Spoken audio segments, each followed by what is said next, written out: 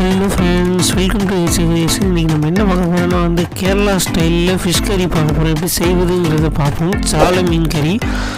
வாங்க, ஏஎஸ்ஆர்கிரியேஷன் லைக் பண்ணுங்கள், ஷேர் பண்ணுங்கள், பிடிச்சிருந்தா ஷேர் பண்ணுங்கள், மறக்காமல் சப்ஸ்கிரைப் பண்ணி வாட்ச் பண்ணுங்கள் கைஸ்.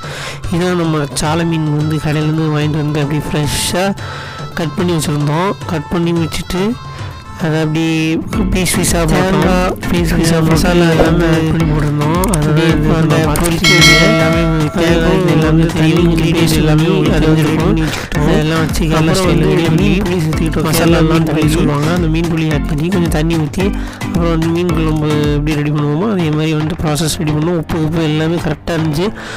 அதேமாதிரி இந்த வீடியோ பிடிச்சிருந்தா லைக் பண்ணுங்கள், ஷேர் பண்ணுங்கள், சப்ஸ்கிரைப் பண்ணுங்கள், வாட்ச் பண்ணுங்கள் கைஸ். ரொம்ப நன்றி ஃபார் ஏஎஸ்ஆர்கிரியேஷன். 261 சப்ஸ்கிரைபர் இருக்கீங்க. அப்படியே கொஞ்சம் கொஞ்சமாக ஸ்லோ ஸ்லிமில் வச்சு நீங்கள் பார்த்துட்டு இருக்கீங்களா, ஸ்லோ ஸ்லிமில் வேக வச்சு அப்படியே ரெடி பண்ணோம். ரெடி பண்ணிவிட்டு அப்புறம் கொஞ்சமாக லைட்டாக கூட்டிக்கிட்டோம். அப்புறம் எரிப்பு வேணும்னா கொஞ்சம் எண்ணெயும் எரிப்பையும் சேர்த்துக்கோங்க. அப்படி இல்லை அப்படின்னா எண்ணெயை சேர்த்துக்கிட்டீங்கனாலே எரிப்பு கம்மியாயிடும்.